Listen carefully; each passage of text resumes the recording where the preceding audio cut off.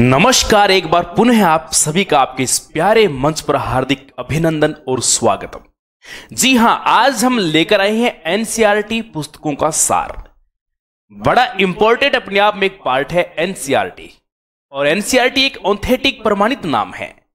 छठी से लेकर 10वीं तक की जो पुस्तक हैं, काफी विद्यार्थियों की रुचि रहती है इन पुस्तकों में। क्योंकि ये अपने आप में ऑथेंटिक है। इसलिए तो क्या पढ़ा जाए, किस तरीके से पढ़ा जाए। वैसे तो देखो, सिलेबस फिक्स होता है, एनसीईआरटी में जो है वही होता है, एक फिक्स पैटर्न होता है। लेकिन समस्या एक छोटी सी आती है कि कहां से इसको शुरू किया जाए और कैसे इसको पढ़ा जाए। क्योंकि कई बार ऐसा ही होता है, हमारे पास बहुत सारा सिलेबस होता है, इसको कैसे शुरू किया जाए और कैसे इसे कंप्लीट किया जाए। तो आज हम इस सेशन में यही समझने वाले हैं, छठी से लेकर 10वीं तक की किताबों का पूरा सार। और वैसे तो हर किताब इंपॉर्टेंट है, क्योंकि हर एक किताब, हर एक पुस्तक अपना एक अलग अस्तित्व रखती है, और हर एक पुस्तक से कोई ना कोई क्वेश्चंस आते हैं आपके। वो चाहे आरपीएससी का एग्जाम हो, चाहे वो राजस्थान कर्मचारी चयन बोर्ड का एग्जाम हो, चाहे अधीनस्थ बोर्ड किसी का भी एग्जाम हो, उस हर एक एग्जाम में एनसीईआरटी का एक अच्छा महत्व है। तो उस महत्व को देखते हैं, कहां से कितना रहता है और क्या सबसे पहले हमें पढ़ना चाहिए, किस एनसीईआरटी की बुक्स में कौन कौन से टॉपिक हैं। यानी कि आप आमतौर पे जो तैयारी करते हो, कोई भी तैयारी, उसका 80% सिलेबस जो है आप एनसीईआरटी से कवर कर सकते हैं। तो इसलिए आप इसे कह सकते हैं कि ये एनसीईआरटी का सार एवरी कंपटीशन एग्जाम के लिए इंपॉर्टेंट है। चलो देखते हैं इसमें है क्या। जैसा कि आपने थंबनेल पे देखा, मैंने फर्स्ट ग्रेड, सेकंड ग्रेड और रीड का नाम ही क्यों लिखा है, क्योंकि मैच्योर स्टूडेंट ही चीज को देखता है कि first grade, second grade, read जैसे एग्जाम्स के अंदर इसका एक अच्छा महत्व है। इसलिए क्वेश्चन भी बार बार इससे पढ़े हैं, इसलिए ये मैंने नाम स्पेशल लिखा है। अच्छा देखिए, छठी से लेकर 10वीं तक, यानी छठी से 10वीं आप 4 गिनोगे, लेकिन 5 है। छठी, 7वीं, 8वीं, 9वीं, 10वीं, 5 अलग अलग बुक्स है।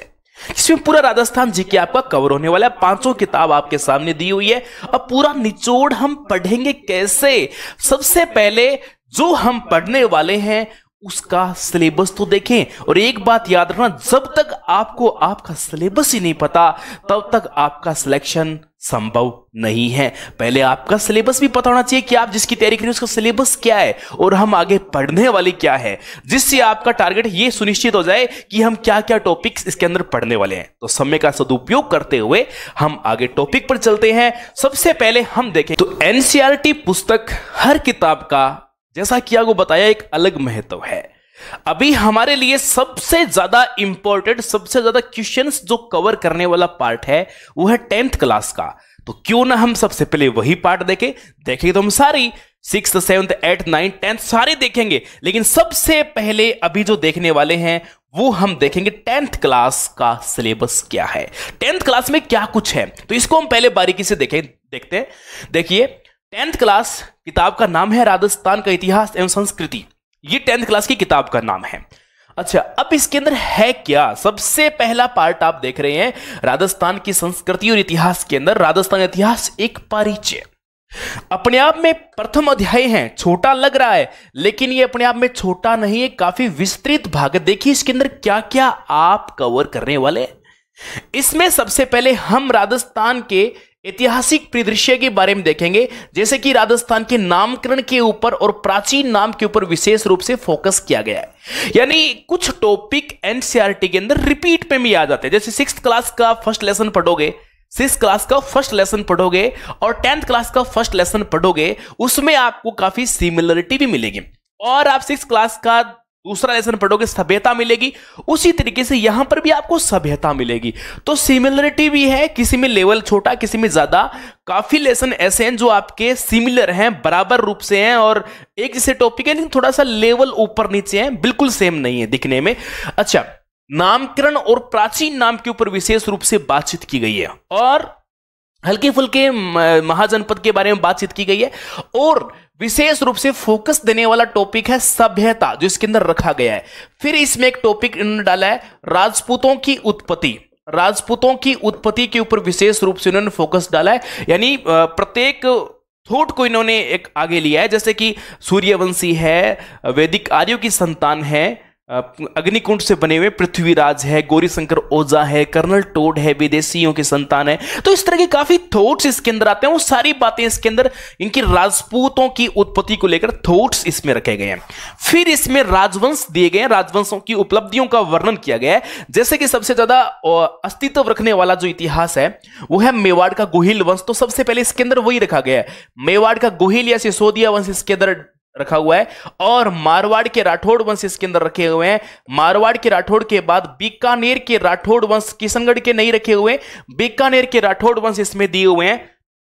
चौहानों की 3 शाखाओं का हमें इसके अंदर उल्लेख मिलता है। शाकंभरी के चौहान मिलते हैं और शाकंभरी अजमेर के चौहान कंबाइंड रूप से मिलते हैं, और जालोर के चौहान मिलते हैं, रणथंबोर के चौहान। चौहानों की 3 शाखाओं पे विशेष रूप से इसमें वर्णन मिलता है। और बुंदी हाड़ौती जैसे चौहानों का उल्लेख तो है, लेकिन वो मराठा कनेक्टिविटी के साथ में किया गया, यानी मराठों का जब राजस्थान में आगमन हुआ तो उस हिसाब से वो फैक्ट डाले गए, डायरेक्टली नहीं है। इसके अलावा देखिए, चौहान के अलावा आपको इसमें मिलेगा आमेर का कछवाया वंश, या आप आमेर डायनेस्टी कह सकते हो, आमेर का कछवाया वंश या कछवाया वंश डायरेक्ट बोल दो, एक ही बात है। आमेर के कछवाया वंश के बाद राजस्थान के छोटे छोटे राजवंश हुए, जिन्होंने छोटे क्षेत्र में राज किया और अपना कहीं ना कहीं राजवंश की उपलब्धियों में हल्का फुल्का उन्होंने अपना वजूद रखा। जैसे कि आपने नाम सुना होगा भाटी राजवंश, जैसलमेर का भाटी राजवंश, आबू क्षेत्र में परमार राजवंश हुआ, जालोर में भी परमार हुआ, यादव करौली में यादव वंश हुआ, पूर्वी राजस्थान भरतपुर धौलपुर में जाट राजवंश हुआ। इस प्रकार से इन छोटे छोटे राजवंशों का भी इसके अंदर उल्लेख मिलता है, थोड़ा वर्णन मिलता है, क्योंकि इनकी बड़ी उपलब्धियां नहीं है, छोटी उपलब्धियां, तो छोटे स्तर पर इनका उल्लेख मिलता है। और राजस्थान में मराठों का आगमन, यह विशेष रूप से टॉपिक, मराठों का टॉपिक विशेष रूप से डाला गया, और मराठों के साथ में लगभग सभी राजपूतों की कनेक्टिविटी थी। आमेर वालों के साथ में थी। जब मराठे राजस्थान के अंदर आए तो हुरडा सम्मेलन जैसे कई गतिविधियां राजस्थान के अंदर हुई, उन सब का इसमें उल्लेख मिलता है। यानी ये जो आपने देखा, ये सारी एक यूनिट का उल्लेख है। यानी ये टॉपिक्स आप पढ़ोगे, राजस्थान का इतिहास एक परिचय है, ये एक ही प्रथम अध्याय के अंदर इतना पढ़ना पड़ेगा आपको। दूसरा देखिए, राजस्थान के प्रमुख संत और लोक देवता, अपने आप में 3 बड़े टॉपिक बन जाते हैं ये, लोक देवी देवता और संत संप्रदाय। इसमें विभिन्न संत संप्रदाय, दादू संप्रदाय, निम्बारक संप्रदाय, वल्लभ संप्रदाय जैसे संप्रदाय का उल्लेख है। लोक देवताओं में पंचपीर जैसे लोक देवताओं और देवियों का इसमें उल्लेख है। राजस्थान के उत्सव, त्योहार और मेले आपस में कनेक्टिविटी रखने वाले टॉपिक हैं, लेकिन अच्छे टॉपिक है, इंटरेस्टिंग टॉपिक है। कई बार होता है तो प्रश्न गलत भी हो जाता है कि अमावस, पूर्णिमा, तीज, चौथ, अष्टमी काफी कंफ्यूज कर देती है, लेकिन नहीं करेगी। मैं आपके साथ हूं और एनसीईआरटी पढ़ेंगे जो पढ़ेंगे, इसके अलावा कुछ मेथड्स, कुछ तरीके ऐसे और बताऊंगा जिससे ये आप बहुत इजीली याद कर सकोगे। इसके अलावा राजस्थान के वस्त्र आभूषण, ये तो राजस्थान की, देखो आपको ही पता है, सोनारी धरती जरा चांदी जड़ो आसमान और रंग रंगीलो रस भरियो प्यारो मारो राजस्थान। रंग बिरंगी संस्कृति के लिए राजस्थान तो शुरू से ही जाना जा रहा है। चाहे वो कोई भी क्षेत्र हो, हर क्षेत्र में राजस्थान की एक छाप है। इसलिए हमारी एक संस्कृति के लिए, हमारे वस्त्र आभूषण के लिए, तो इस हिसाब से ये टॉपिक भी आपको याद रखना पड़ेगा। अंगरखी क्या होती है, ब्रिचेस क्या होता है, मोटरा की पगड़ी क्या होती है, तो इस तरह से अलग अलग आएंगे। चित्रकला एवं लोक कलाएं, चित्रकला में क्या होगा, जैसे कि आपको स्कूल्स पढ़ने पड़ेंगे, आपके जयपुर स्कूल है, मारवाड़ है, मेवाड़ है। और लोक कलाएं आपकी फुट चित्रांकन कला है, पेंटिंग है, डेंटिंग है, इस तरह के स्थापत्य शिल्प के विविध आयाम। इसमें क्या होगा, राजस्थान के फोर्ट्स वगैरह है, फोर्ट्स हैं, मंदिर वगैरह इसके अंदर आ जाएंगे। लोक संगीत, संगीत होता है, संगीत इसमें टॉपिक, छोटा छोटा टॉपिक, ज्यादा बड़ा थोड़ा नहीं है। राजस्थान के लोक नृत्य एवं लोक नाटक, लोक नृत्य क्षेत्रीय एरिया बांटे हुए हैं, इसके अंदर अलग अलग क्षेत्र विशेष में होते हैं, कोई व्यवसाय के तौर पे होता है, कोई त्योहार विशेष पे होता है। लोक नाटक है, लोक नाटक, बहुत सारे लोक नाटक है। ये टॉपिक भाषा और साहित्य, ये भी अपने आप में एक अच्छा टॉपिक है, आपको आना चाहिए। राजस्थान के प्रमुख पर्यटक स्थल, राजस्थान के प्रमुख व्यक्तित्व, मेजर पर्सनैलिटीज इसके अंदर आपसे पूछे जाएंगे। तो ये 11 टॉपिक आपकी 10वीं कक्षा के अंदर पूछे जाने वाले हैं। और हर टॉपिक ऐसा टॉपिक है, कोई सा भी एग्जाम हो, चाहे आरपीएससी का, चाहे कर्मचारी चयन बोर्ड का, हर एग्जाम में हर टॉपिक से आप कोई भी पीछे के पेपर उठा के देख लो, हर टॉपिक से कोई ना कोई क्वेश्चन आता है, आप चेक कर लेना। ये थी आपकी 10th की क्लास की किताब, यानी कि ये टॉपिक्स अपने 1 by 1 सारा पढ़ेंगे, पूरी डिटेल पढ़ेंगे अपने, देखते जाना भी आप, मजा आएगा बहुत ज्यादा। 9th क्लास राजस्थान का स्वतंत्रता आंदोलन, शौर्य, परंपरा। इससे आपको पता लग पा रहा है कि टॉपिक का नाम ही, किताब का नाम ही यही है, स्वतंत्रता आंदोलन, आंदोलन, आंदोलन और शौर्य। जैसे ये शब्द आ रहे हैं शौर्य जैसे, तो आप समझ सकते हो इसमें वो टॉपिक हैं जिनसे निश्चित रूप से क्वेश्चन आता ही आता है। आज तक कभी ऐसा नहीं हुआ कि इन टॉपिक से क्वेश्चन नहीं आए, और ये वो टॉपिक है जो एक बार में अपने को जबरदस्त वाले याद होने चाहिए, लेकिन उसके लिए बॉन्डिंग, स्टूडेंट और टीचर की गुड बॉन्डिंग होनी जरूरी है। 1857 की क्रांति अपने आप में एक विस्तृत भी टॉपिक है, लेकिन अपने एनसीईआरटी के अकॉर्डिंग ही पढ़ेंगे। राजस्थान के क्रांतिकारी अर्जुन लाल सेठी, प्रांतीय टोपे बाहर से भी तो यहां आए हैं, कोई दिक्कत नहीं है, वो सबको पढ़ेंगे। विजय सिंह पथिक बाहर से थे लेकिन राजस्थान में योगदान था। राजस्थान के प्रमुख किसान आंदोलन, बिजोलिया, बेंगू, बूंदी, निमोचना। राजस्थान में जनजातीय आंदोलन, भक्ति आंदोलन, एकी आंदोलन, नीमड़ा हत्याकांड वगैरह। राजस्थान में जन जागृति और प्रजामंडल, एक अपने आप में उत्तरदायी सरकार बनाने का प्रयास था, और वो प्रजामंडल, ये तो अपने आप में सबसे ज्यादा डेट वाला टॉपिक है, सबसे ज्यादा जहां से डेट्स पूछी जाती है तो वो प्रजामंडल है। यहां से भी हर बार कोई ना कोई एक क्वेश्चन पक्का आता है। राजस्थान का एकीकरण, इंटीग्रेशन ऑफ राजस्थान, कैसे पूरी भारत की रियासतों का एकीकरण हुआ, और उसमें राजस्थान का भी हुआ। राजस्थान की शौर्य और परंपरा, इसमें भी क्या है, जब डिटेल आएगी तो सारी 1 by 1 सारी अपने इसमें लेंगे। 8th क्लास हमारा राजस्थान, भाग नंबर 3, देखिए क्या बोलती है। 18वीं सदी का राजस्थान। देखो, कुछ बातें मैंने पहले भी कहा था कि सिमिलर रूप से आएगी यदि आप 10वीं क्लास को ढंग से पढ़ लेते हैं। बाकी किताब को, बाकी पुस्तकों को ज्यादा सीरियस लेने की जरूरत नहीं पड़ती। 10वीं क्लास एक अच्छे लेवल की किताब है।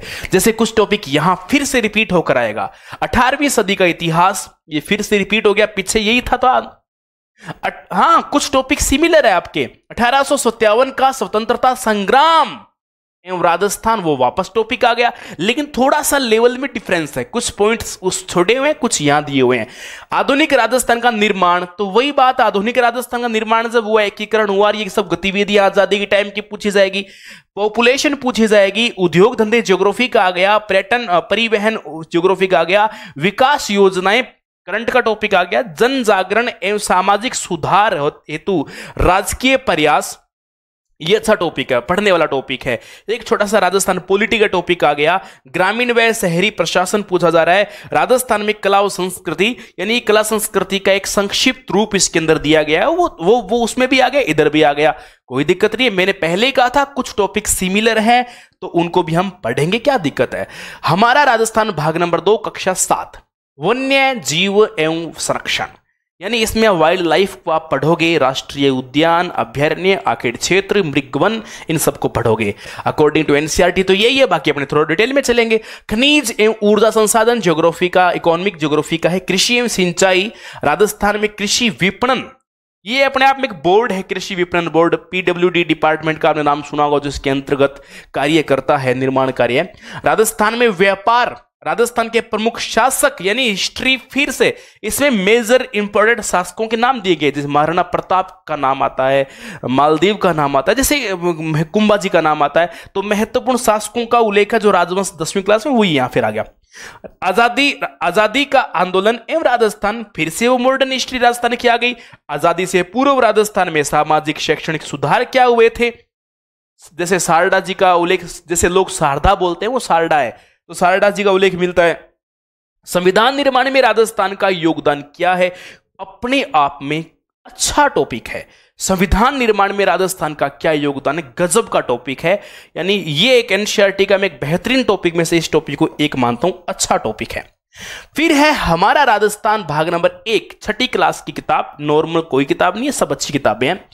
एक परिचय, इसमें ज्योग्राफिकल परिचय दिया गया, राजस्थान की स्थिति, देशांतर, अक्षांश वगैरह, लंबाई चौड़ाई, क्षेत्रफल वगैरह इसमें पूछा गया, तो वो नॉर्मल बात है। राजस्थान का इतिहास, इतिहास के बारे में चर्चा है, ऐतिहासिक परिचय इसमें दिया गया है, राजस्थान के इतिहास के परिदृश्य को बताया गया है। ऐतिहासिक स्रोत है जो डिवाइडेशन किया हुआ है, जैसे प्रमाण के आधार पर डिवाइडेशन होता है, प्रागैतिहासिक क्या होता है, आदि ऐतिहासिक क्या होता है, वो आपके 10th में भी है और यहां पर भी पूछा हुआ है। राजस्थान में प्राचीन सभ्यता स्थल कालीबंगा जैसी सभ्यताओं का उल्लेख है। आजादी से पूर्व सरकार का स्वरूप क्या था, फिर वो एक टॉपिक आ गया ब्रिटिश शासन के बारे में। राजस्थान का भौतिक स्वरूप, राजस्थान के भौतिक प्रदेश, मरुस्थल, अरावली, मैदानी भाग, हड़ौती पठार, उन सब का उल्लेख मिलता है। जल संसाधन और संरक्षण अच्छा टॉपिक है। आजीविका के प्रमुख क्षेत्र, टॉपिक का नाम कई बार समझने में समस्या हो जाती है, लेकिन टॉपिक को जो समझते हैं तो बहुत ही अच्छा टॉपिक है। इस पूरे पार्ट का एक बेहतरीन टॉपिक है ये।